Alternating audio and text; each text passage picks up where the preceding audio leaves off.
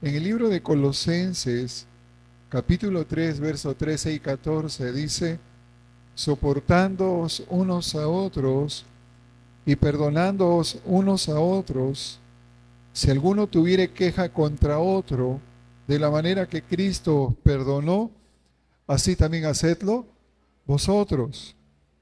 Y sobre todas estas cosas, vestíos de amor, que es el vínculo perfecto.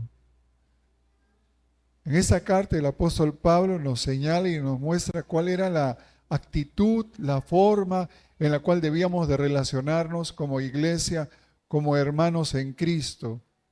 Habla de vestirse en el vínculo perfecto del amor.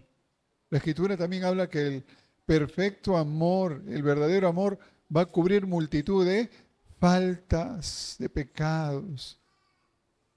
El Señor entregó su vida en la cruz por amor a nosotros para perdonar nuestros pecados. Nos anima y nos exhorta a nosotros a perdonarnos, a mirarnos como Él nos ve, no considerar la falta, sino que vestidos de ese amor, aprender a perdonar. Amén, iglesia.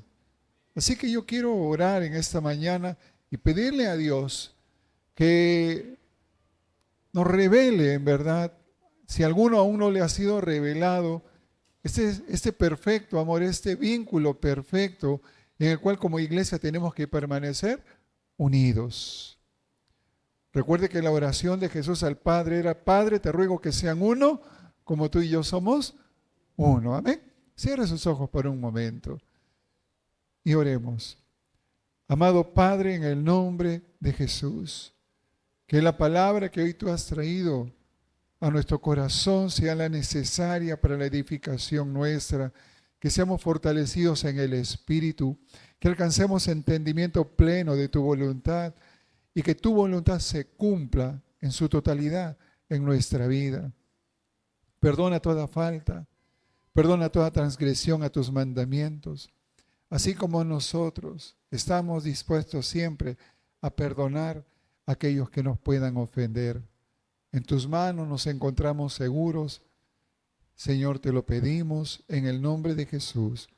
Amén. En el libro de Juan, capítulo 13, verso 34, el Señor, hablándole a sus discípulos, les dijo, un mandamiento nuevo os doy, que os améis unos a otros como yo os he amado, que también os améis unos a otros. ¿Cuántos mandamientos le habían sido entregados a Moisés? ¿Cuántos? 10 mandamientos. Y de esos 10 mandamientos se desprende toda la ley en el pueblo de Israel.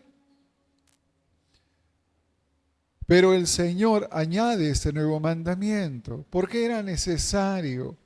Porque Él no quería ver que uno con otro se estorbaran o que uno tuviera celo del otro o que uno viera los errores que cometiera su hermano, el que está a su lado. Recuerden que aún los 12 que caminaron con Jesús se seguían viendo de pies a cabeza. Y dicen, ¿y este qué tiene? El Señor, mándalo atrás. Y el Señor le dice a Pedro, ¿y a ti qué? Yo quiero que venga. ¿Y cuál era la disputa entre Pedro y con Juan? Parece que Pedro no lo pasaba mucho a Juan. Pedro era colaborador, era vehemente. Señor, a donde tú vayas yo voy a ir. Pero Juan era más cariñoso, más afectuoso. Recuerde que Juan había sido transformado. ¿Cómo era Juan antes? ¿Cómo era conocido? Como hijo del trueno. O sea, tenía también un carácter. Pero Juan sufrió una transformación total. Que se volvió amoroso, cariñoso. ¿Cuántos amorosos hay aquí? A ver, levanten su mano todos los amorosos. No digo osos, sino digo amorosos. Ahí te levantan. Amorosos. Entonces son cariñosos. ¿Por qué? Porque hemos entendido que el amor se expresa de muchas maneras. Y una manera de expresarlo es a través del afecto, del cariño, de las caricias. Y Juan era así, había sido transformado. Pero Pedro, que tenía un carácter fuerte, un carácter vehemente, él decía, no, Señor, ¿qué hace aquí Juan? ¿Y a ti qué, Pedro? Si yo quiero que él venga, viene. Así que Juancito, ven conmigo. ¿Acá hay algún Juan? Bueno, sí hay, ¿no? Hay Juanes y don Juanes, pero bueno. Entonces el Señor les dice a sus discípulos, en esto conocerán todos que sois mis discípulos, si tuvierais amor los unos con los otros. ¿En qué conocerán que eran discípulos del Señor? En que dijeran ellos, yo soy cristiano, yo soy de Cristo, mire, yo soy de los 12 escogidos. No. ¿Cómo los iban a conocer? En que se iban a amar unos a otros. ¿Cómo conocerán que nosotros somos la iglesia de Cristo? En que nos amemos. Así que mira al lado tuyo y dile si estás dispuesto a decirle a la persona que está a tu lado, hermano, te amo.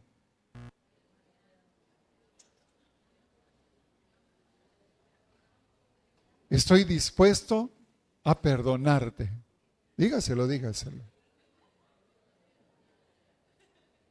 Pero primero me pagan los 10 soles del almuerzo de la semana pasada. Esos 10 soles que te presté. Después todo te perdono. Entonces, cuando Jesús le dice, en esto conocerán que tengan amor entre ustedes, Simón le dijo, Señor, ¿a dónde vas? Y Jesús le respondió, Pedro, a donde yo voy, no me puedes seguir ahora, mas me seguirás después. Jesús le había dicho esto porque sabía que ¿a dónde se dirigía el Señor? A la cruz. Estaba dispuesto a morir por amor a ellos. Pedro no lo entendía, así que Pedro le respondió, Señor, ¿por qué no te puedo seguir ahora? Mi vida pondré por ti. ¿Cuántos estamos dispuestos a seguir a Cristo hasta la muerte? ¿Ah? Amén. Y Pedro estaba dispuesto a hacerlo y Jesús le respondió, tu vida pondrás por mí. Pero de cierto te digo, no cantaré el gallo sin que me hayas negado 3 veces. La pregunta es, ¿Jesús desechó a Pedro? No. ¿Sabía que Pedro le iba a negar? Sí. ¿El Señor conoce nuestras debilidades? Sí. ¿El Señor ya nos desechó? No, porque en su perfecto amor nos ve como terminados. Y que vamos a ir a su encuentro después, porque es en la promesa de parte de Dios, para los que creen, para los que permanecen. Por eso cuando inicia el libro de Juan, el capítulo 14, verso 1, le dice, no se turbe vuestro corazón. Creéis en el Padre, creéis en Dios, creed también en mí. ¿Qué dice después? En la casa de mi Padre muchas moradas hay. Hey, yo voy a preparar morada para vosotros. Hay una promesa, ¿para quiénes? Para los que creen. Hay una promesa para los que cumplen sus mandamientos, para los que aprendemos a vivir el reino de Dios aquí en la tierra. Muchos están esperando, Señor, cuando llegue a tu reino. Hey, el reino de los cielos se ha acercado. ¿Cuántos vivimos el reino de Dios? Todos. Aquí está el reino de Dios. El amor de Dios concedido a aquellos que no lo merecíamos. Porque justo ni aun uno. Todos hemos sido pecadores. Por la gracia y la misericordia de Dios hemos sido perdonados. Pero aún viendo alrededor nuestro errores que se puedan cometer, aunque algunos ya parecen horrores, y viendo falencias que pueda cometer el hombre, nuestra mirada no puede apartarse ¿de quién? Del Señor. Por eso dice, puestos los ojos en Cristo Jesús, el autor y consumador de la fe. O sea, para que tú tengas fe, tienes que tener puestos tus ojos en Jesús y no en los hombres, porque los hombres nos podemos equivocar. Muchos ministerios se han venido abajo, obras del Señor se vinieron abajo, muchos discípulos, muchos cristianos se apartaron porque vieron las falencias y los errores que cometieron los hombres. Pero la pregunta es, ¿Dios se equivocó? No, Dios nunca se equivoca, Dios es perfecto, sus planes son perfectos, pero tenemos que entender que nuestra mirada tiene que estar puesta en el Señor y no en los hombres. A quien tenemos que tener como ejemplo es a Jesús, Él nos dio ejemplo en todo. Por eso este vínculo perfecto que debe permanecer en la iglesia nos anime para que nosotros aprendamos a perdonar toda falta que podamos cometer. Amén, iglesia. Amén. Por eso cuando usted pida perdón o perdone a alguien, hágalo de corazón. Tenemos que hacerlo de corazón, porque a Dios nadie le engañó jamás. El apóstol Pablo escribe en la carta a los tesalonicenses, en su primera carta a los tesalonicenses, en el capítulo 5, verso 23, lo que le he comentado ahorita es un preámbulo para que aprendamos a vernos con amor, para que ninguno deseche a nadie, para que tengamos la paciencia necesaria, porque necesitamos paciencia para soportarnos en amor.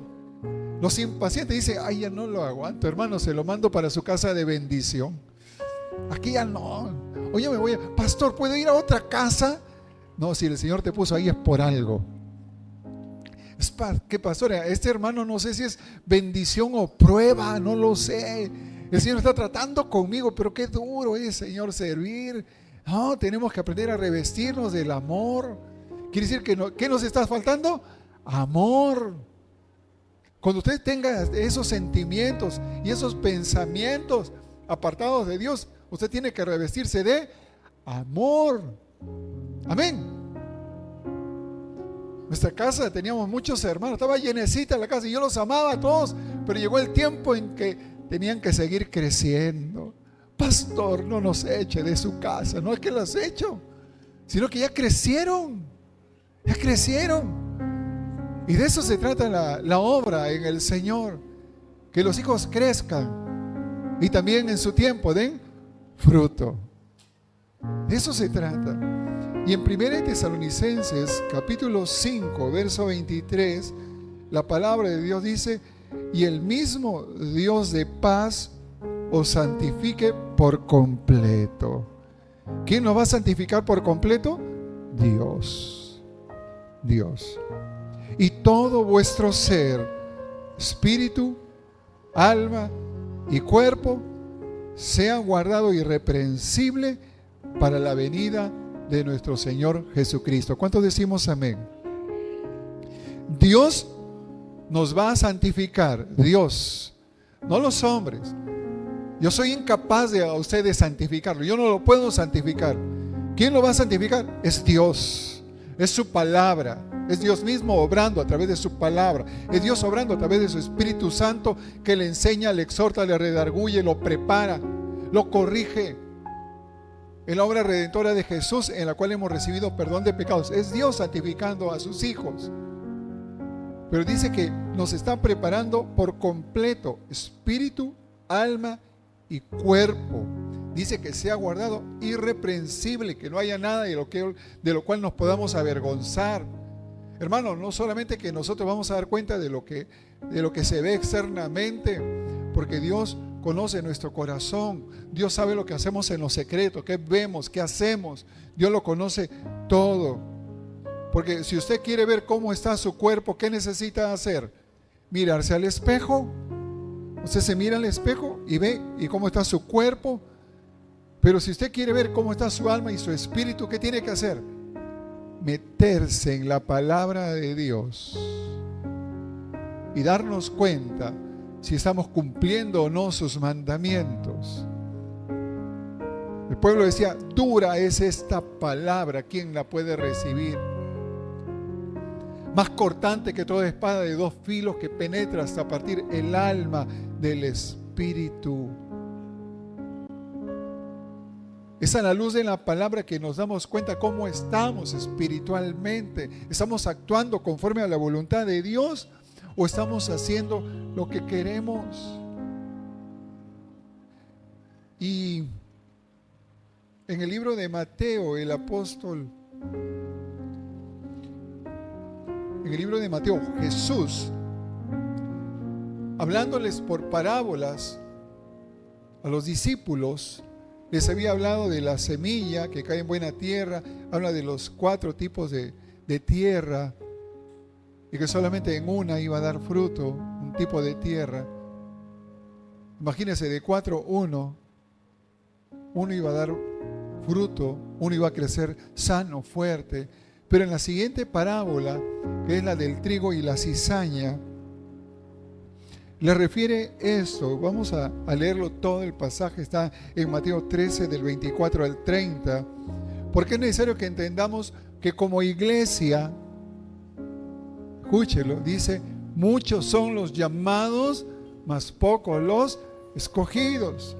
Tenemos que asegurarnos que todos seamos de los escogidos. Amén, iglesia. Todos tenemos que asegurar que seamos de los escogidos.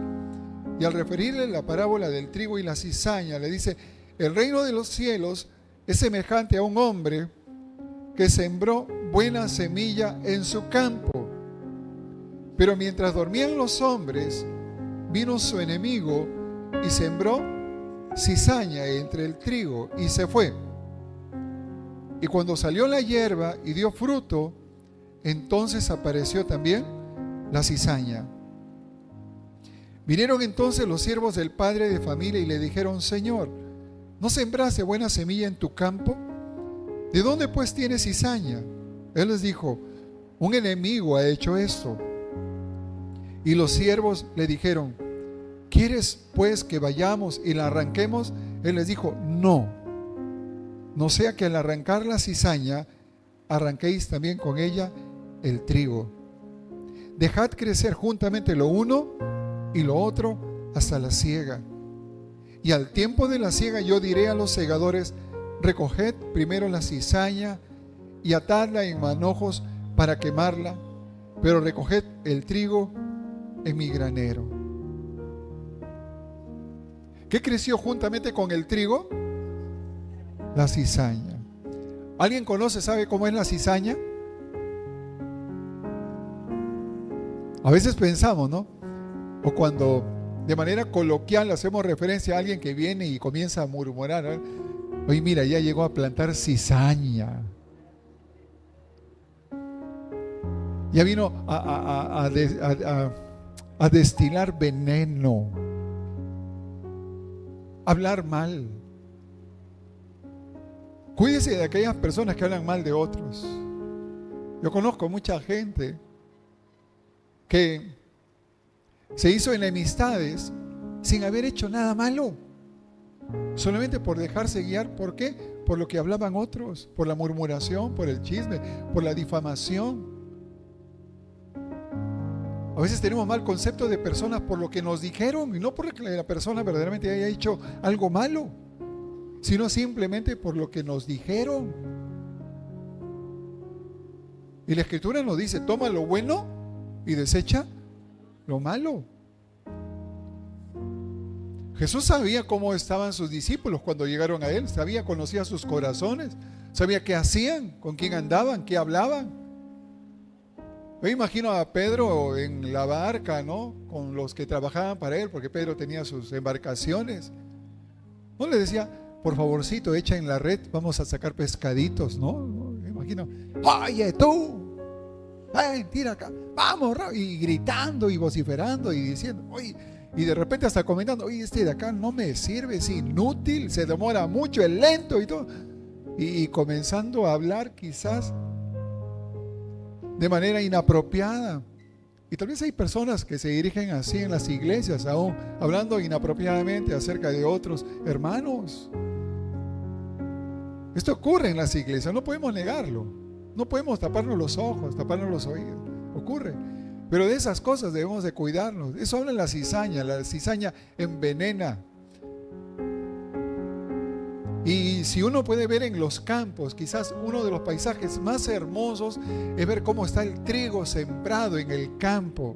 ¡Wow! Es tremendo. Yo tuve la oportunidad de ir a Huancayo y estábamos de un pueblo hacia otro pueblo, decidimos con mi esposa ir caminando y había un campo de trigo. Hermano, qué cosa más maravillosa. Usted ve cómo parece que cobra vida el campo moviéndose. Ve todo verde y todo moviéndose de lado a lado, dependiendo cómo es, si ya está maduro o no, va cambiando la coloración y el cielo, es hermoso ver. Pero aunque muchos no lo crean, ahí en tanta hermosura, entre esas gavillas de trigo también hay cizaña. En medio del trigo, cizaña. Ahora, la cizaña es difícil de identificar. Es difícil de identificar. Porque es muy parecida al trigo. Mira, tiene sus espigas, todo igualito al trigo, bien parecido, ¿no? Y eso ocurre durante todo su crecimiento, desde que sale, es bien parecida al trigo. Por eso Jesús ordenó, hey, no la arranquen, no la saquen, porque no vaya a ser que sacándola, saquen también el trigo. Porque en su tiempo se mostrará la verdadera identidad de cada uno. Con el tiempo, cuando crezcan. La cizaña se cree trigo. Mira a su alrededor. Trigo, trigo. Yo también soy trigo.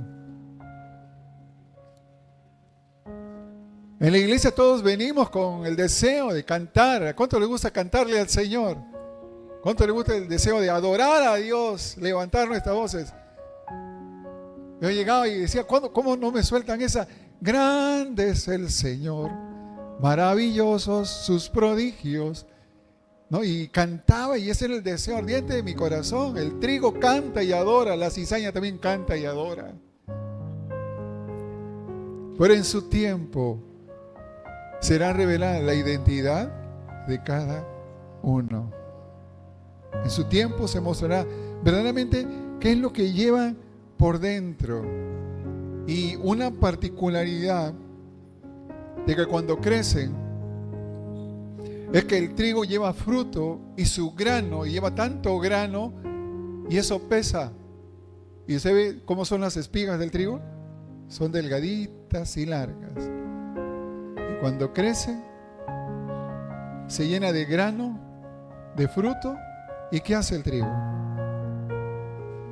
Se inclina, se encorva. Pero la cizaña, como no lleva fruto, como está vacía, se mantiene erguida y altiva. Y en el campo se ven los granos, el trigo como está totalmente inclinado por el peso. A veces decimos, ¿por qué si yo hago lo bueno y no me va tan bien? Algunas veces me va bien. Y el que hace lo malo tiene los mismos resultados que yo y hasta mejores. Hey, no te desesperes. En su tiempo se sabrá y se dará a cada uno la paga de sus frutos, la recompensa. El Señor fue a preparar morada. El Señor nos deja esta parábola, nos da una gran enseñanza. Y muchos no la habían entendido. No solamente pensaban en el trigo y la cizaña. De repente el mal que hay en mí. No, habla de que todos acá en la iglesia podemos hacer muchas cosas. Podemos aparentar que somos trigo. Pero la única manera, como les decía hace un momento, de verdaderamente cómo estamos en el interior de nuestro ser, es sometiendo nuestra vida a la palabra de Dios. ¿La cumplimos o no la cumplimos? ¿Acatamos y hacemos la voluntad de Dios o no la hacemos? O eres frío o eres caliente, porque recuerda que lo tibio Dios lo va a vomitar. Tenemos que entender que hay un plan para cada uno de nosotros. Y el Señor nos manda a que aprendamos a perdonar, a no guardar rencor, a no guardar amargura, a no guardar resentimiento, porque si nuestras emociones son las que rigen y dirigen nuestra vida, vamos a andar pensando lo malo. Y eso se tiene que corregir. Es un problema en el corazón, es un problema en las emociones. Y tenemos que estar sanos. Y el Señor tiene el poder de sanar heridas físicas, enfermedades, pero sobre todo las heridas del alma, por errores cometidos. Y tenemos que aprender a perdonar, pero quizás muchos aún no se han perdonado a sí mismos. Y Dios te dice, tienes que perdonarte porque yo ya te perdoné. Muchos se acercaron, pastor, yo hice tanto lo malo y todo eso. Y cuando el Señor dice que pagó por todos nuestros pecados, fue todos. Para el Señor no hay pecado chiquito ni grande. Todo es pecado. Desde que se robó un lápiz o hasta el que cometió asesinato. Todo es pecado. Y el Señor perdonó todos nuestros pecados. Díganle a su hermano, hermano, gracias sean a Dios porque nos perdonó.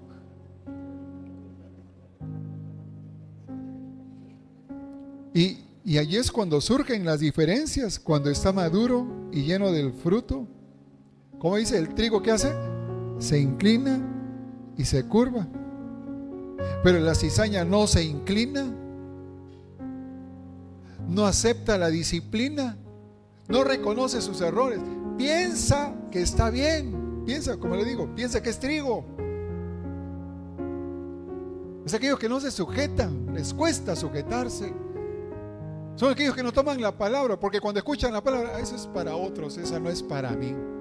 Yo estoy bien. Y recuerdo cuando entregué mi vida a Cristo, cada palabra que recibía, ay Señor, ¿cómo me das con palo?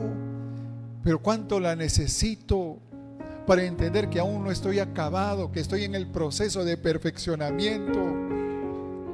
Qué bueno ser imperfecto, porque cuando somos imperfectos reconocemos la eficacia de la palabra de Dios.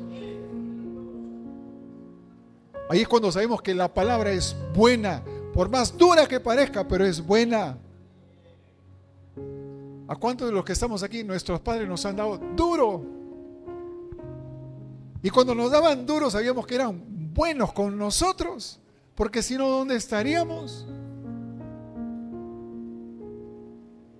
Y así es la palabra de Dios. Dice que enderezará tus veredas. ¿Ah? Va a enderezar tus caminos para que hagas lo correcto, para que andes ahí, y ahí, Señor, te va a bendecir. Ahí vas a entender, vas a tener un panorama claro de qué es lo que Dios quiere para tu vida. Ay, mira, yo tanto me andaba preocupado por esto, pero era tan sencillo de entender. Y cuando ya da fruto, ahí está el trigo doblado y la cizaña erguida, ahí donde es separada, y la cizaña es llevada para ser quemada y el trigo separado para el granero.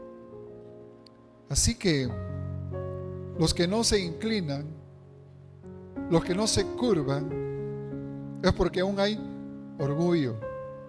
Cuando no aceptas la disciplina, cuando no quieres escuchar un consejo, no aceptas tus errores, no eres trigo.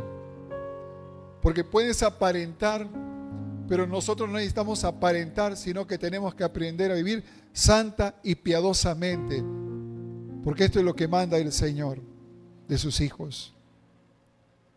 Por eso, donde hay trigo, siempre habrá cizaña. Díganle a su hermano, hermano, tú eres trigo.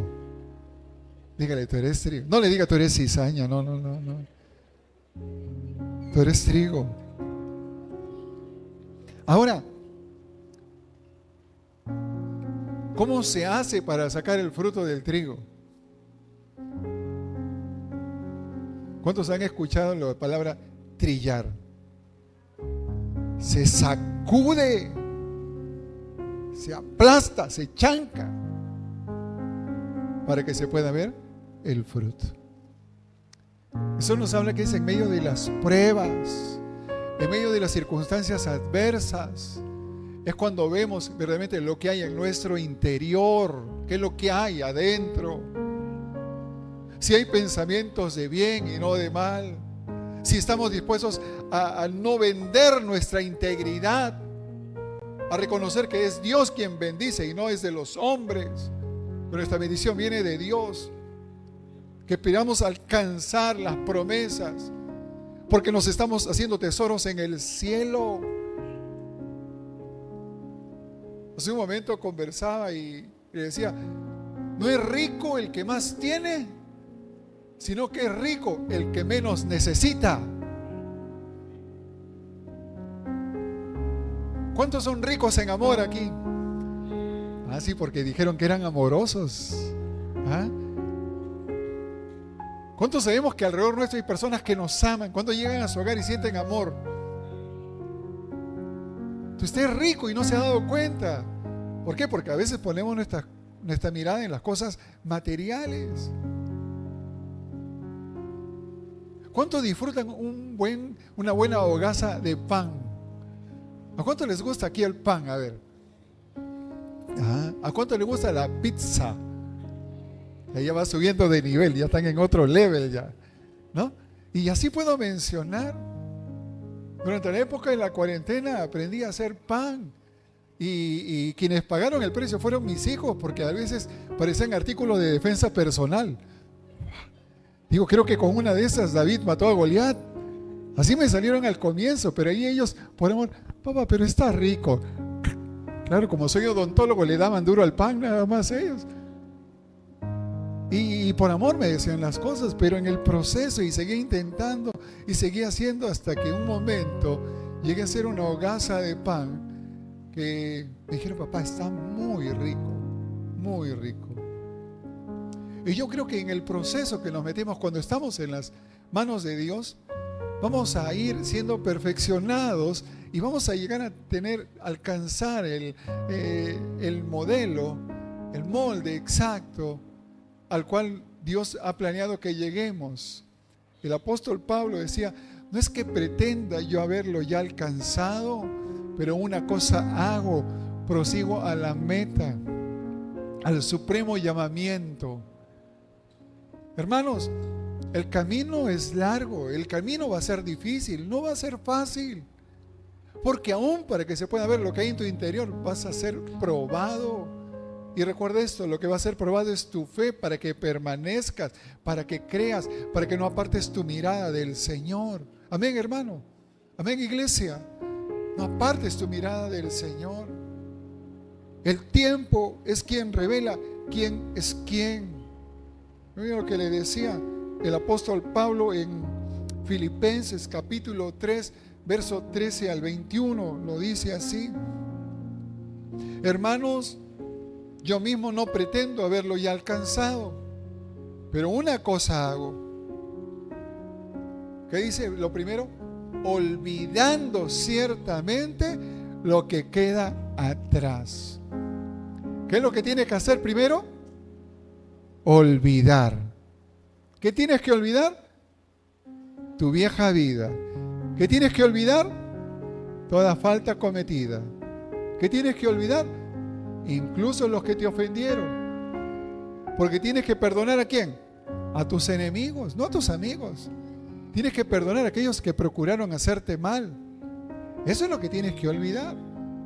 Por eso el apóstol Pablo claramente él dice: hey, iglesia, les digo, no pretendo yo haberlo alcanzado, pero una cosa hago, olvidando ciertamente lo que queda. Y a Pablo le convenía olvidarse lo que quedaba atrás, porque él, pretendiendo conocer las Escrituras y teniendo autoridad de gobierno de la iglesia y teniendo poder económico, político, social, fue en busca ¿de quién? De los cristianos. ¿Para qué? ¿Para saludarlos? No, para matarlos, para apresarlos, para atormentarlos. Por eso a Pablo le convenía olvidarse. Era ciego, ahora veo. No oía, pero ahora entiendo. Y tal vez muchos hemos leído desde pequeños las Escrituras, pero no la entendíamos. Pero ha llegado el tiempo en que nos es revelada, porque en el tiempo se mostrará de qué estás hecho, qué es lo que tienes por dentro. Pablo se olvidaba de eso, por eso le decía a la iglesia: ciertamente olvido lo que queda atrás y me extiendo a lo que está adelante, prosigo a la meta, al premio del supremo llamamiento de Dios en Cristo Jesús. Ahora les habla a toda la iglesia diciendo: así que todos los que somos perfectos, pero perfecto, justo, ni a un uno. Pero esta es una palabra profética. Todos los que somos perfectos. Díganle que está a su lado: eres perfecto. ¿Sabe por qué? Porque somos imagen y semejanza de Dios. Dios lo hizo todo perfecto. No nos falta nada. Tenemos todo para alcanzar la promesa. Tenemos todo para seguir a Cristo. No hay nada que impida que nos podamos acercar a Él. Él pagó el precio. Había una cortina el velo que separaba el lugar santísimo. Pero dice que el velo se rasgó de arriba hacia abajo. Hoy tenemos acceso, entrada a la presencia de Dios a través de Jesucristo, nuestro sumo sacerdote, el intercesor, el que intercede a favor nuestro. Así que todos los que somos perfectos, esto mismo sintamos. Y si otra cosa sientes, esto también os lo revelará Dios. Pero en aquello que hemos llegado, sigamos una misma regla, sintamos una misma cosa. Y ahí el apóstol Pablo, con la seguridad que sentía, con el amor por el cual él había abrazado el llamado de parte del Señor y que estaba dispuesto a entregar su propia vida por amor a él, se atreve a decirles: hermanos, sed imitadores de mí y mirad los que así se conducen, según el ejemplo que tenéis en nosotros. Y ahora les da una advertencia, porque por ahí andan muchos, de los cuales os dije muchas veces, y aún ahora lo digo llorando, que son enemigos de la cruz de Cristo, el fin de los cuales será perdición, cuyo Dios es el vientre y cuya gloria es su vergüenza, que solo piensan en lo terrenal, mas nuestra ciudadanía está en los cielos, de donde también esperamos al Salvador, al Señor Jesucristo, el cual transformará el cuerpo de la humillación nuestra para que sea semejante al cuerpo de la gloria suya, por el poder con el cual puede también sujetar a sí mismo todas las cosas. El Señor no nos llamó para que todo nos vaya color de rosa. El Señor nos dice y nos aclara: vamos a ir en contra de la corriente de este mundo. El Señor también nos dice: en el mundo tendréis aflicción, no teman, yo he vencido al mundo. Hay que pagar un precio. Niégate a ti mismo, toma tu cruz y sígueme. Habla de una negación constante, con el único propósito de agradar a Dios. La pregunta es: ¿cuántos de los que estamos aquí estamos dispuestos a pagar el precio por agradar a Dios? Nadie va a ser crucificado, por si acaso. Nadie va a ser crucificado. Como lo he dicho anteriormente, te van a quitar de tus amistades de las redes sociales. Ya las publicaciones que antes hacías ya no se van a ver más.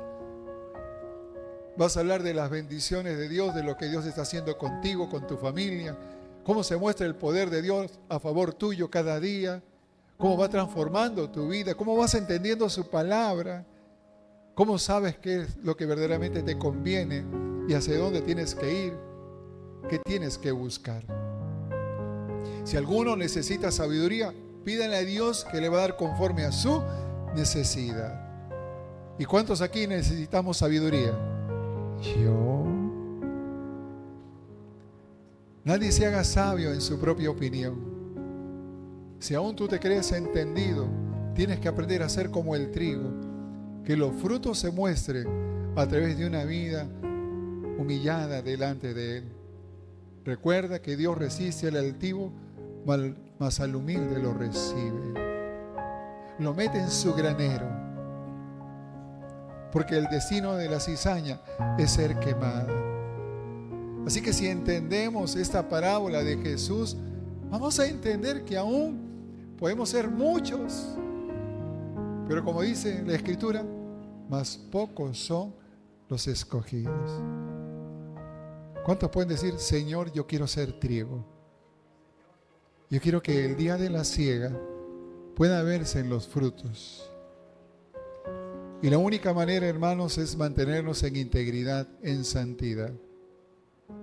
A la luz de la palabra, nuestras obras van a ser conocidas. Asegurémonos de cumplir los mandamientos de parte de Dios.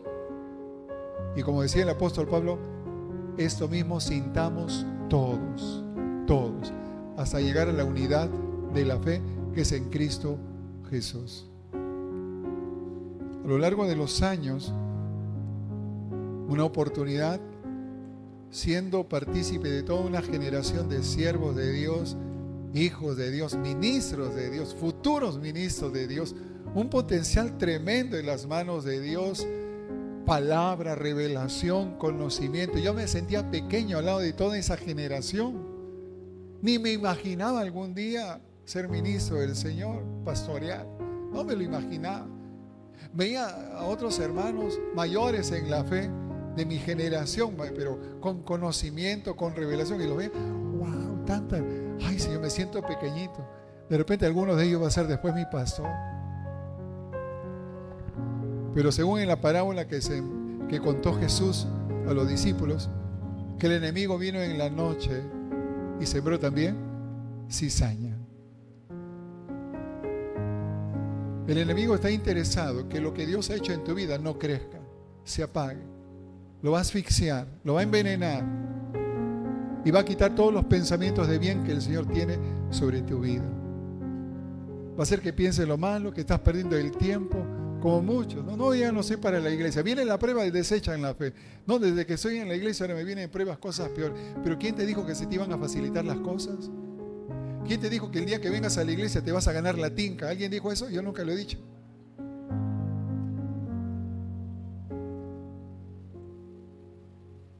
Hoy de esa generación, 2 o 3 continúan en los caminos de Dios, siendo varios. ¿Qué ocurrió? A veces, cuando no ponemos nuestra mirada en Jesús, nos desviamos, nos apartamos del camino y juzgamos a Dios por los errores de los hombres. Si algún día usted ve que yo cometo un error, hey, no ponga su fe en mí, ponga su fe en Dios. Así le digo, yo me equivoco, yo cometo errores, pero también busco ponerme a cuentas delante de Dios y le pido perdón. Mientras nuestra mirada esté puesta en el Señor, sigamos adelante, una misma cosa sintamos, y cuando llegue el momento, seamos separados para el granero del Señor, como el trigo bueno que lleva mucho fruto. Amén. Cierre sus ojos un instante.